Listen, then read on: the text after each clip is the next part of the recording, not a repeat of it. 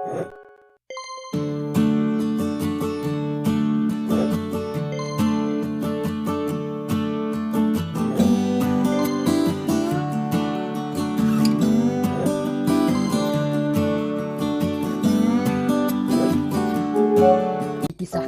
ada seorang penggembala yang mempunyai masalah dengan pendengarannya alias tuli. Meskipun ia tuli sejak lahir, ia tak pernah mengeluh dengan kekurangannya itu. Kegiatan sehari-harinya adalah membawa domba-domba gembalaannya di sebuah padang rumput berbukit yang tak jauh dari rumahnya. Pada suatu hari, saat ia sedang menggembalakan domba-dombanya, si gembala merasakan sakit perut. Ia sudah tak kuat menahannya untuk buang air besar. Tiba-tiba ia melihat ada seseorang yang tak jauh darinya sedang memotong rumput. Ia pun menghampirinya dan berkata, "Hei kawan, tolong jaga domba-domba ini ya, dan tolong awasi jangan sampai ada yang berkeliaran hingga tersesat. Aku akan pulang ke rumah sebentar untuk buang air besar." Pemotong rumput tersebut ternyata juga tuli. Ia tak mendengar apapun yang penggembala itu katakan.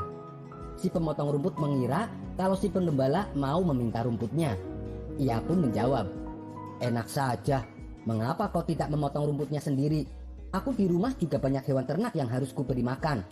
Sudah, sana pergi, jangan ganggu aku," kata si pemotong rumput sembari menggerakkan tangannya. Karena sama-sama tak bisa mendengar, si penggembala mengira gerakan tangan yang dilakukan oleh si pemotong rumput merupakan isyarat bahwa dirinya bersedia dan menyuruh si penggembala agar cepat pulang. "Terima kasih kawan, engkau benar-benar telah menolongku," kata si penggembala. Ia pun lantas segera berlari pulang ke rumah. Setelah si gembala menuntaskan hajatnya buang air besar, ia kembali menemui si pemotong rumput. Si penggembala menghitung domba-dombanya dengan cermat, dan ternyata jumlahnya masih lengkap. Dalam hati ia bergumam, "Sungguh luar biasa pribadi pemotong rumput itu. Ia benar-benar bisa dipercaya. Ia menjaga domba-dombaku tanpa mengharap ucapan terima kasih sama sekali. Sungguh pribadi yang luar biasa.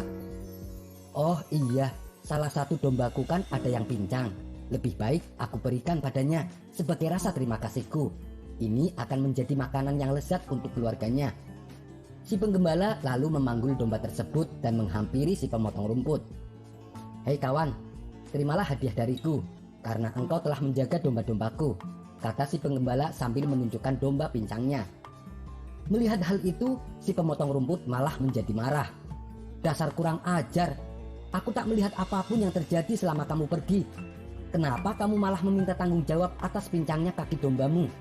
Dari tadi aku sibuk memotong rumput dan sama sekali tak tahu terkait kejadian yang menimpa pada kaki dombamu. Pergilah, kalau kau mendekat aku akan memukulmu," ancam si pemotong rumput dengan nada emosi. Si penggembala pun heran, kenapa si pemotong rumput malah marah kepadanya. Tiba-tiba lewatlah seseorang dengan menaiki kuda. Tapi ternyata dia adalah seorang pencuri kuda yang telinganya juga tuli. Dan kuda yang dikendarainya adalah hasil curian. Si penggembala lalu berteriak memanggil si penunggang kuda. "Tuan, tolong katakan padaku apa yang diucapkan si pemotong rumput ini. Aku ini tuli tuan, jadi aku tidak mengerti kenapa ia menolak pemberianku. Malah ia marah kepadaku," ucap si penggembala dengan nada emosi. Si pemotong rumput tak mau kalah. Ia juga bicara dengan nada teriak kepada si penunggang kuda. "Begini tuan, dari tadi aku sedang memotong rumput dan tidak tahu apa-apa. Tapi tiba-tiba dia meminta tanggung jawab atas pincangnya kaki domba miliknya. Jelas saja saya marah dituduh seperti itu," ucap si pemotong rumput dengan nada marah. Si penunggang kuda kemudian turun dari kudanya dan menghampiri keduanya. Karena ia juga tuli, ia mengira si pemotong rumput dan si penggembala kambing sedang memarahinya karena telah mencuri kudanya. "Iya benar, aku memang barusan mencuri kuda, tapi aku sungguh tidak tahu kalau kuda ini adalah milik kalian. Maafkan aku kawan," kata si penunggang kuda. "Sudah aku katakan, aku tidak tahu apa-apa terhadap pincangnya domba orang ini," teriak si pemotong rumput. "Hei kawan, suruh ia katakan padaku mengapa ia menolak pemberianku," teriak si penggembala. "Iya, aku mengaku mencuri kuda, tapi aku tuli. Jadi aku tidak tahu siapa di antara kalian yang pemilik kuda ini," teriak si penunggang kuda. Di tengah-tengah keributan yang terjadi, melintaslah Abu Nawas di hadapan mereka. Kala itu, Abu Nawas sedang mengalami sakit gigi. Untuk menggerakkan mulutnya saja sakit bukan main, apalagi untuk berbicara. Ketika mereka melihat kehadiran Abu Nawas, mereka mengira Abu Nawas adalah seorang sufi yang alim dan sakti. Karena dari penampilannya, Abu Nawas menggunakan jubah layaknya ulama sufi terpandang. Si pemotong rumput lalu menarik jubah Abu Nawas. Ia berkata dengan berteriak kepada Abu Nawas untuk meminta keadilan. "Tuan Sufi, tolonglah saya. Mereka menuduhku melukai dombanya." Si gembala juga berkata kepada Abu Nawas dengan nada teriak, "Wahai Tuan Sufi, aku hanya ingin memberikan domba, tapi dia malah memarahiku." Si pencuri kuda juga ikutan berkata, "Tuan Sufi, saya akui saya bersalah. Saya sudah mengaku mencuri, tapi aku tuli. Saya tidak bisa mendengar perkataan mereka.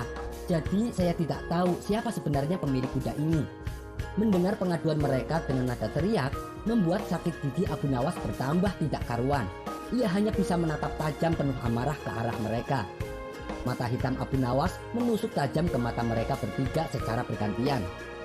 Mereka mengira Abu Nawas sedang berusaha keras mencari petunjuk atas kebenaran dari situasi ini. Mereka bertiga pun mulai takut dengan sorot mata tajam Abu Nawas. Mereka takut kalau Abu Nawas akan menyihir mereka, atau setidaknya Abu Nawas akan mengendalikan kemauan mereka. Melihat sikap Abu Nawas yang menakutkan itu, si pencuri langsung melompat ke punggung kudanya dan segera memacu lari kudanya kencang-kencang. Begitu pula dengan si penggembala, ia segera menggiring gembalaannya menjauh dari Abu Nawas. Sementara si pemotong rumput yang sedari tadi gemetaran, ia segera mengemasi hasil sabitan rumputnya ke dalam kantong dan mengangkatnya di bahu lalu berlari menjauhi Abu Nawas. Setelah ketiga orang tersebut berlari karena ketakutan, Abu Nawas lalu melanjutkan perjalanannya. Ia pun berpikir dalam hati, kadang-kadang kata-kata tak berfungsi apa-apa dan tidak terlalu berguna. Mungkin lebih baik orang tidak perlu banyak bicara. Sekian dulu perjumpaan kita kali ini. Sampai bertemu lagi di kisah selanjutnya. Terima kasih yang sudah subscribe dan setia menonton channel ini. Wassalamualaikum warahmatullahi wabarakatuh.